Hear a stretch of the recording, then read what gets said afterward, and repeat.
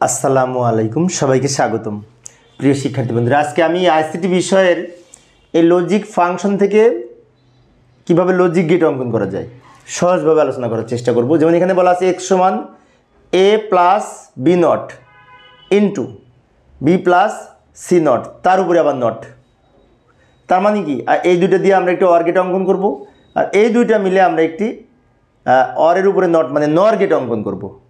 আবার B not আলাদা করে নিব, সি নট আলাদা করে নিব। লক্ষ্য করি কিভাবে করব।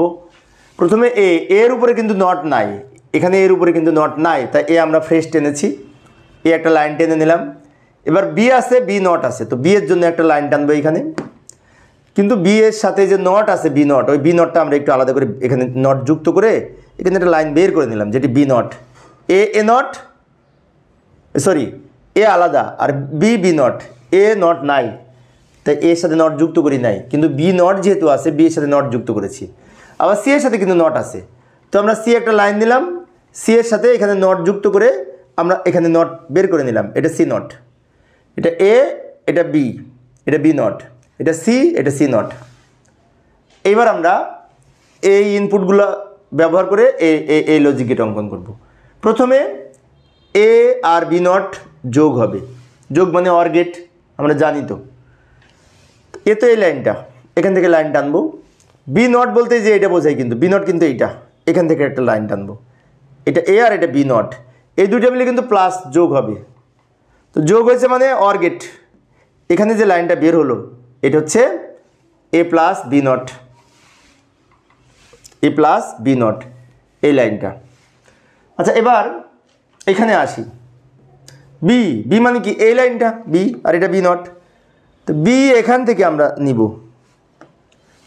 প্লাস সি নট এইটা, কিন্তু এই লাইনটা সি, আর এখান থেকে সি নট বের হয়েছে, তা এটা হচ্ছে সি নট। তাহলে বি আর সি নট দুইটা মিলে কি হয়েছে, আবার যোগ হয়েছে। এই যে যোগের জন্য অর গেট। এখন এই যোগের উপরে আবার এই নট আছে, তার মানে কি, যোগের উপরে এখানে নট যুক্ত করে এখানে নর গেট তৈরি করতে হবে। এটা অর, কিন্তু এখানে যেহেতু অরের উপরে নট আছে তাই নটটা যুক্ত হলো। এই যে লাইনটা বের হলো এটা হচ্ছে বি সি নট, তার উপরে এই আর একটা নট। আচ্ছা, এখন কি করব, আমরা এইটার ফলাফল পেলাম, এইটার ফলাফল পেলাম, এই দুইটা ফলাফল মিলে কি হয়েছে, মাঝখানে গুণ মানে অ্যান্ড, গুণ হয়েছে। তো গুণ করার জন্য আবার আমরা এখান থেকে লাইন নিব, এখান থেকে নিব, এই দুটো গুণ করার জন্য অ্যান্ড গেট অঙ্কন করব। অ্যান্ড এই যে লাইনটা বের হলো এটা হচ্ছে এই টোটাল যে এক্স এর মান সেটা হচ্ছে এই লাইনটা।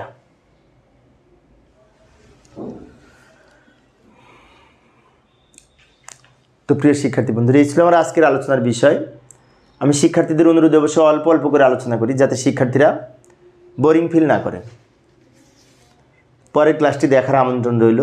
খোদা হাফেজ।